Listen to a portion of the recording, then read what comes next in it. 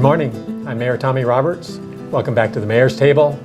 My guest once again this morning is City Manager Rob Mays. And Rob, good to have you again. Good to be here. Appreciate your willingness to be my partner on this program on a number of occasions. Well, it's a fun journey. As we try to keep our citizens informed of what's going on at the city government level. That's right. Today we're going to talk a little bit about the city and the city budget and planning process for fiscal year 18, and we're going to talk a little bit about the just concluded special session of the New Mexico legislature. Let's start there first. The legislature met in a special session. I think it was convened on May 24th, and they were in session for a day and a half. The purpose of the session was to essentially come up with a budget. The governor had vetoed the legislative package that provided for budgetary matters and had vetoed large segments of that budget, particularly higher education and funding for the legislature itself. And so they had to go back in a special session and refund higher education. The session concluded with those basic things being done and a budget having been passed and signed by the governor. But not much else happened. What was your reaction to the special session? Well, I think this is our third segment, actually, talking about the legislative process this year and how intertwined it was with our budget process. My reaction was I'm very, very disappointed in the outcome. I mean, it's at best we could say about it is they didn't do anything worse to us, but unfortunately our state missed out on an opportunity for tax reform. The challenges of our state's economy had brought people together in more of a bipartisan way than it had been historically, and there just wasn't the leadership to bring this about, to see some true tax reform. As you know, we have really wanted to see a reversing of the current trends. Right now we have nothing but upward pressure on our tax rates in our state. As the state takes from municipalities through the hold harmless, in our case it's about 14% of our total revenue, almost $7 million phased out, it's put pressure on our tax rates. We would love to see true, bipartisan tax reform that broadens the base and lowers the rate. And we think that would be a great thing for our state, for economic development, help us be competitive to our region. But that didn't happen. They missed out also on helping us out on the whole area of the internet tax. The state is actually receiving significant amounts of tax revenue from the internet, but they failed to come together to help the municipalities and the counties who are suffering from the leakage to the internet, and as well as local brick and mortar businesses and employment suffering from not having a level playing field there. So we're very disappointed in that as well. So the best thing we can say is that our executive branch and our legislative branch didn't make it worse. We take it back a little farther in time to the beginning of those discussions about the need to do something about our grocery receipts tax system in New Mexico.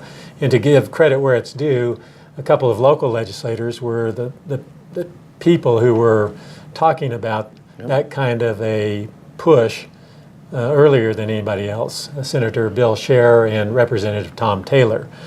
And they talked about that concept of increasing the tax base, broadening the tax base through the elimination of deductions and credits and exemptions from the tax base.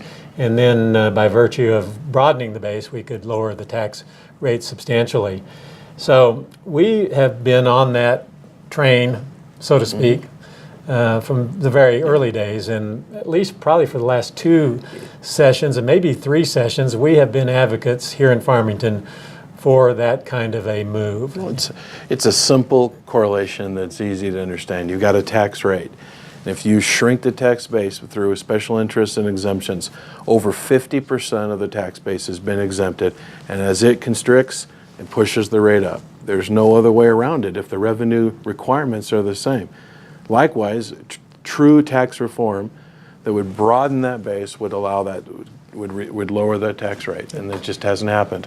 And some of our effort, and really realistically, it's been quite a bit of our effort recently, has been focused on one of those exemptions, and that is the exemption provided to food and its elimination from the tax base back in 2004 or 5, I believe. And there's been a lot of subsequent legislation enacted that as a result of that very first piece of legislation in 2005 that removed food from the tax base. Much of it very adverse legislation in the context that it's adversely impacted local governments. And so our position has been that the simplest solution to the current revenue problem that's being experienced by the state government as well as by local governments would be to undo everything that has been done with respect to the food tax issue since 2005. Well, that's such a great example because while no one wants to pay tax on anything, I get that. But simultaneous to the state removing food from the tax base, they simultaneously enacted a 0.5% increase in taxes on everything else. So what was intended to help the poor didn't help the poor. The poorest of the poor don't typically pay much tax on food and medical, but they do have to buy diapers and tennis shoes and school supplies. And simultaneously to this act that was supposed to help of exempting food, they raised taxes 0.5% on everything else at the state level. And that was, of course, to fund the hold harmless payments to continue to keep paying the cities and counties for that loss of revenue. And we've talked about that many times, but that's still the law of the land. City of Farmington we've lost $2.4 million through this fiscal year already to that, and the state will continue to move towards that until they're taking almost $7 million a year from us.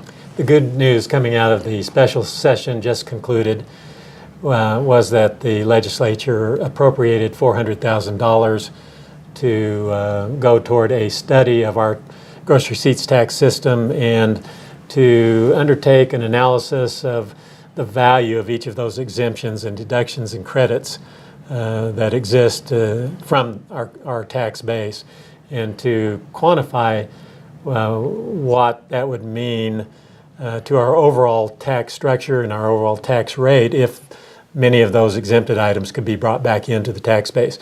So we must give credit where it's due, and that the legislature, many of the legislators felt that they just didn't have enough time to consider a massive tax overhaul bill in the course of a 60-day session.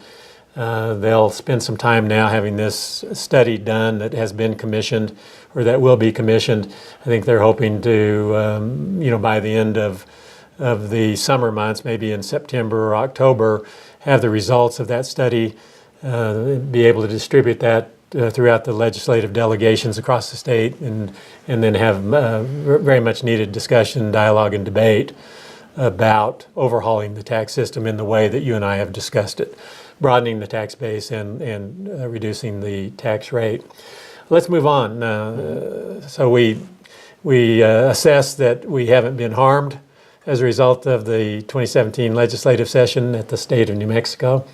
But we've been in the process of developing our own city fiscal year 18 budget. Fiscal year 18 begins July 1st of 2017 and ends on June 30th of 2018.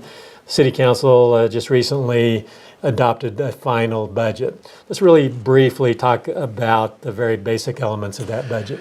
Sure. First, on the expenditure side, this will be another year of austerity, another year of very constrained spending. Many of the cuts that we had to make this last year had to be carried over and rebudgeted into the next year. So we will continue to delay and defer on certain things.